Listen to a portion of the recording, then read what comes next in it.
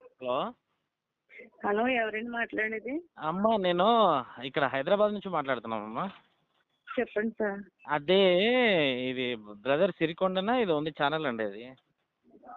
వాళ్ళ దాంట్లో మీరు ఒకటి అదే సాక్ష్యం చెప్పారు కదమ్మా. అవును సార్. మీరేనా? అవునండి. అదే నేను చూసాను కొంచెము.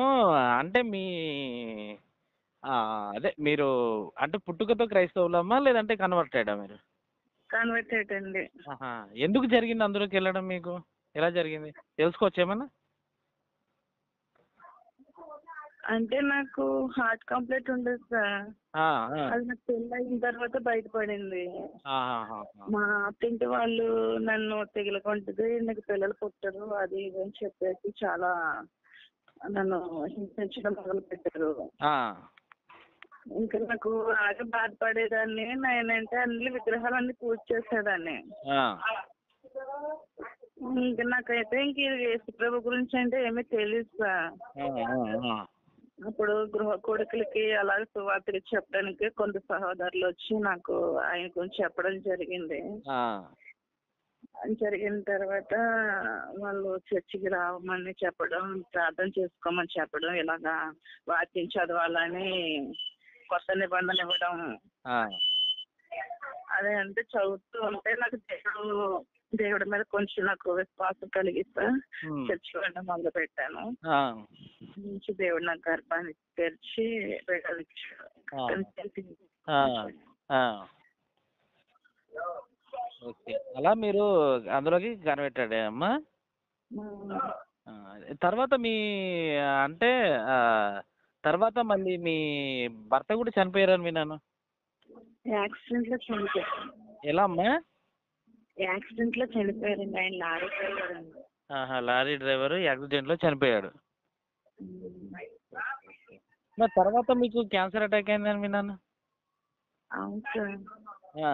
అది 2020 నా భర్త నాకు పెళ్ళైన 7 సంవత్సరాలకే చనిపోయారండి. ఆహా! నీకు పెళ్ళైనా? 7 సంవత్సరాలకే చనిపోయారండి. ఓకే. 7 సంవత్సరాలకు చనిపోయాడు. ఉమ్. ఆహా! ఓకే. ఆ! ఓకే. 7 సంవత్సరాలకు భర్త చనిపోయాడు. తర్వాత నీకు ఇలా అయ్యింది. ఓకే. క్యాన్సర్ వచ్చి ఇప్పుడు ఎన్ని సంవత్సరాలమ్మా? నన్ను 2020లో వచ్చింది సార్ క్యాన్సర్ నాకు. ఇప్పుడు తగ్గిందమ్మా మరి? తగ్గిందండి. పూర్తిగా నయమైందా? పూర్తిగా నయమైంది. రెండో సర్జరీ కూడా చేసి అంటే మొదటిది సక్సెస్ కాలేదా? Yes sir. మొదటి సర్జరీ సక్సెస్ అవ్వలేదా? పేగు తీసేసారు సార్. వాషింగ్ తీసేసారు. ఆక్సిజన్ పెట్టి పెట్టారండి. ఆ! ఆ! ఆ!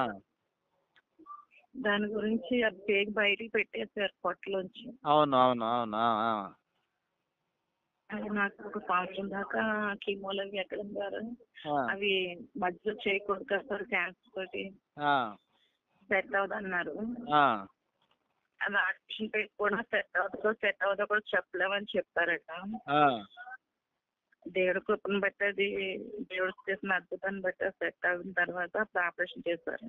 ఆహా! సెట్ అయిన తర్వాత మళ్ళీ సర్జరీ చేసి మంచి నార్మల్ చేశారు. లోపల పెట్టారు. ఆహా! మరి ఇన్ని చేశారు కదమ్మా! ఇవన్నీ డాక్టర్లు ఇంత కష్టపడ్డారు. ఇన్ని చేశారు. మీరెందుకు మరి ఇలా చెప్పారు? దేవుడు ఏం చేయలేదు, డాక్టర్లు ఎవరేం చేయలేదు. మా చుట్టుపక్కల వాళ్ళు నాకేం సేవలు చేయరు. అందరూ నన్ను వదిలేశారు. అందరూ వదిలేస్తే నా యేసయ్యనే నాకు తోడుండని ఎలా చెప్తున్నారు మీరు? నేను అలా చెప్పలేదు కదా సార్. చెప్పారు మీరు. అందరూ వదిలేస్తే నా దేవుడు మాత్రం నన్ను వదిలేయలేదు అని అన్నారు. అంటే మా పుట్టింటి వాళ్ళు, నా అన్నదమ్ములు, నా అక్క చెల్లి, నా తల్లిదండ్రులు విడిచిపెట్టేశారు. అంటే నువ్వు చనిపోయావని నీ ప్రాణం విడవక ముందే నిన్ను వదిలేశారిగ.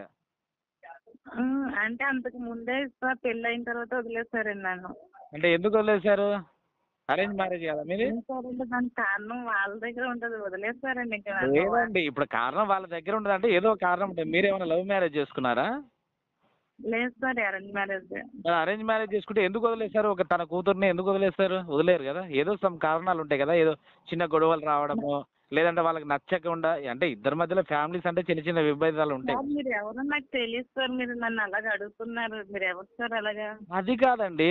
మీరు చెప్పే మాటలలో స్పష్టత లేక అడుగుతున్నాను. ఎందుకంటే స్వస్థత లేదంటే నాకు మా చిన్నప్పుడే తల్లిదండ్రులు విడిపోయారు. నానమ్మ పెంచింది. ఆ! ఆ! ఆ! ఆ! ఎవరికి వాళ్ళు అటాచ్ మ్యారేజ్ చేసేసుకున్నారు. ఆ. సింగిల్ గా ఉండిపోయాం వాళ్ళందరూ. ఓకే ఓకే మీ అమ్మ నాన్నలు విడిపోయారు తర్వాత మీరు నేను ఎందుకు అడుగుతున్నానంటే మీరు చక్కగా మ్యారేజ్ అయింది. మ్యారేజ్ అయిన తర్వాత నీకు కేవలము ఒక 2 సంవత్సరాలకు 3 సంవత్సరాలకు పిల్లలు పుట్టలేదు అంటే నీలో చిన్న హోల్ ప్రాబ్లం ఉందని నువ్వేం చేసావు మ్యారేజ్ చేసుకున్న తర్వాత నీకు పిల్లలు హలో చెప్పండి.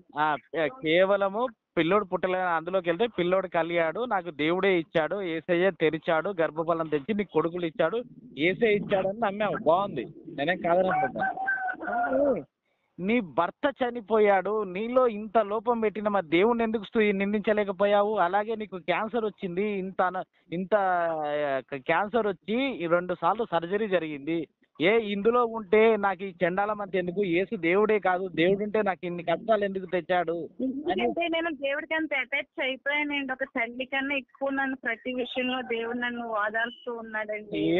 నీ భర్తని చంపిన తర్వాత ఏం ఓదార్చరమ్మా నీ భర్తని చంపి నీకు ఇప్పటికీ సుఖం లేకుండా ఇప్పుడు అనారోగ్యంతో ఉన్నావు ఇప్పటికీ నువ్వు సుఖంగా ఏం లేవు కాకపోతే నువ్వు ఒకానొక స్థితిలో లేవలేని స్థితిలో కీమోలు పెట్టినప్పుడు చాలా అంటే పేషెంట్స్ ఎలా ఉంటారో అందరికి ఎలా ఉంటారో నీకు నొప్పులు ఉన్నాయి అందరికి ఎలా జరిగిందో నీకు అలానే జరిగింది నీవు భ్రమలో బ్రతుకుతున్నావు నిజంగా దేవుడు అనేవాడు ఉంటే నీకెందుకు ఇన్ని కష్టాలు ఇచ్చాడు హిందుత్వంలో ఉన్నప్పుడు కేవలం నీకు ఏదో చిన్న ప్రాబ్లం ఉందని మతం మారి అందులోకి వెళ్ళావు కానీ ఎప్పుడైతే క్రైస్తవంలోకి వెళ్ళావో నీ భర్త పోయాడు నీకు సర్జరీలు జరిగాయి 2 సార్లు ఇప్పటికీ నువ్వు అనారోగ్యంతో ఉన్నావు ఎందుకు చెప్తున్నానంటే ఇప్పుడు నువ్వు పూర్తి స్థాయి ఆరోగ్యంగా లేవు అయినా కానీ నా దేవుడు నాకు తోడున్నాని భ్రమలో బ్రతుకుతున్నావు చూడు అది మీ కర్మ ఇంకా మళ్ళీ ఇది కాకుండా నిత్యం దైవ దూషణ చేస్తున్నావు నువ్వు చేస్తుంటే నేను హైందవ కుటుంబంలో పుట్టాను నిత్యము విగ్రహారాధన చేసేవాళ్ళమని చెప్పావు అబద్ధము కానీ నీకు ఇందులోకి వచ్చినాక సుఖాలేం లేవు ఇందులో కష్టాలు ఉన్నాయి క్లియర్ నువ్వు చెప్పే దాంట్లో ఇప్పటికీ కష్టాలలోనే ఉన్నావు నువ్వు స్టిల్